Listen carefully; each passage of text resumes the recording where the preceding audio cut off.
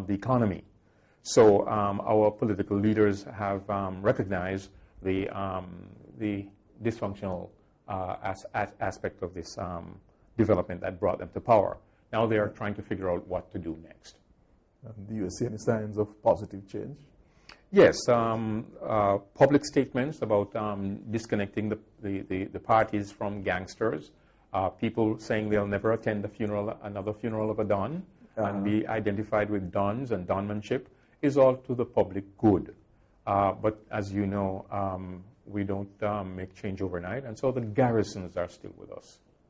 Well, that's worth exploring because while the straight political alliance, the faithful alliance, may not be intact, the zones they created seem to be quite intact.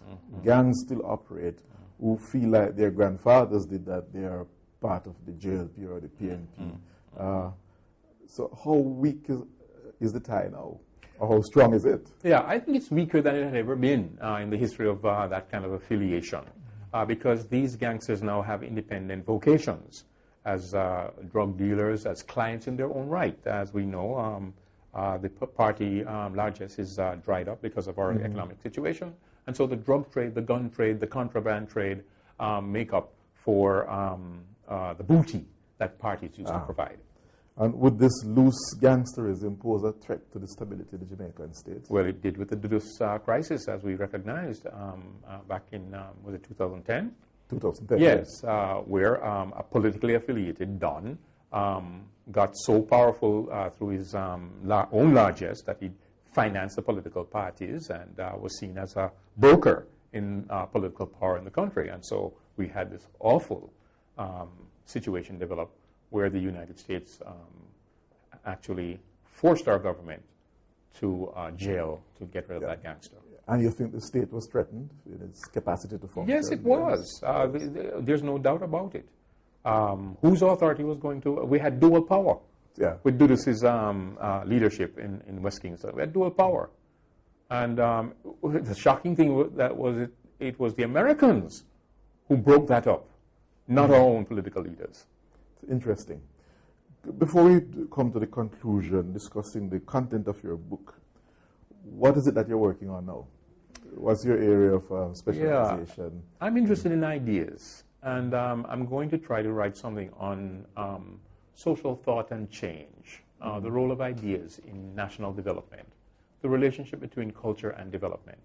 And so I'm trying to conceive a work that not only looks at the intellectuals and their ideas and politics, but also the different places in Jamaica that have had an impact on social thought.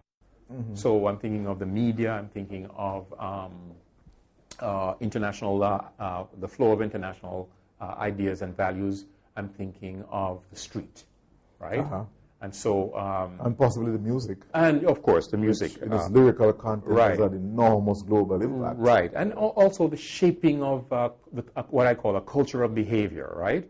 So that the parties are shaping behavior and ideas. The street, popular music, the gangsters, the lumpen, are shaping ideas. The academy and the people who are developing ideas and thought and engaging in politics are doing the same. So it's an attempt to take a survey of our the landscape of ideas to see how it shaped our development since independence. And the UWI Press can expect that manuscript?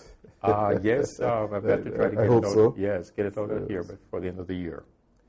I'm intensely curious as to how the urban poor felt they benefited from the alliance. For those of us looking on from the outside, there seem to have been enormous losses. Yes. 40,000 dead by murder, many of them linked to gangsterism since the 1970s. We have seen urban decay on a scale that was not present when before the political parties. What benefits would people have calculated they walked away with to make the alliance worthwhile? I think from the point of view of political power, it has been a disaster. From the point of view of injuries, murders, loss of life, a horror show. Yeah, but from the point of view of empowerment, the sense of dignity, the sense of confidence in your blackness and in your own effort, that was invigorated in these years where people no longer are confined mentally in terms of their own self-respect. that was an important gain on the positive side. To take you beyond scholarship to prognostication, where do we go from here? What would you propose for the practice of politics, the conduct of the political parties, but even more than the political parties? What advice would you offer to the demeaned but empowered poor? We're a country that has not supported the idea of the citizen. The citizen has been a degraded concept, even a negligible category in our country. And citizenship is nowhere near where it should be in this country. And the consequence is that we have not developed citizens, but fugitives, right, in this country. And we have fugitive communities, not citizens and loyal communities to the state. So to repair that, to answer your question, we have to double down on the idea of the rights of citizenship and according those rights to our population. And the government, to give them credit, along with international agencies, are trying to move in that direction.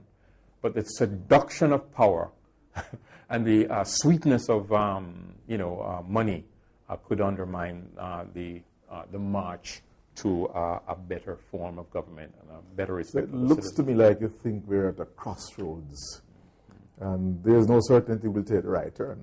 Yes.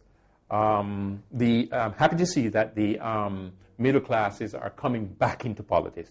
They were chased out of politics in the 60s. Deliberately so, or they... Deliberately so. Yeah, they were chased out of the political arena. They were scared and frightened. Those who didn't flee the country physically fled politics. And so politics was left to the professionals and to the street.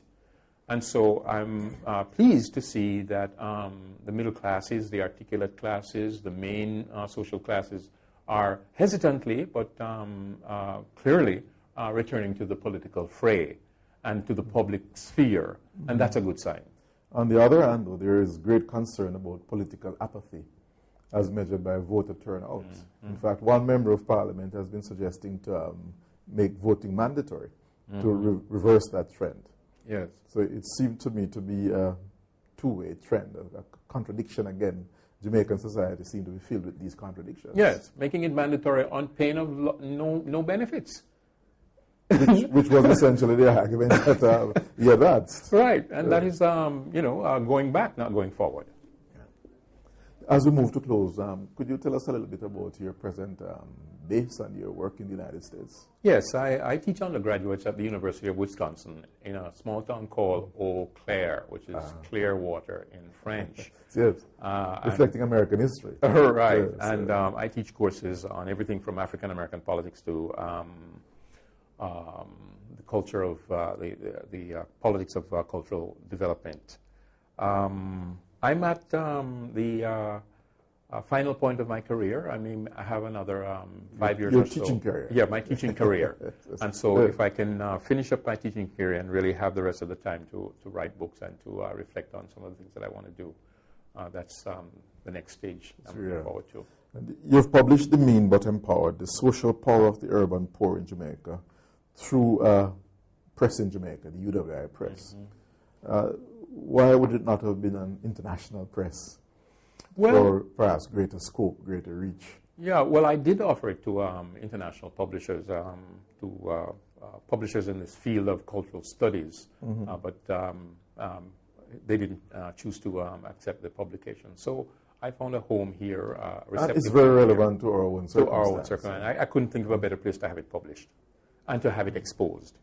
And it's now 10 years old, 2004, yes, that's amazing. but still very much a current text, widely used. Yes. I have quoted it quite a lot in my own work, and I'll continue to do so. Yes. I find it a very frank, very useful, and very scholarly interpretation of Jamaica's political history. Yes. And I hope the people in the streets will find it also a useful read concerning their own circumstance and how they got to where they are now in the political landscape. Right. Thank you, Professor Gray. I understand you're here back home for a little while. Yes. We welcome you home. Yes. And ask you to enjoy the warm Jamaican sunshine until. Right. Thank you, Martin.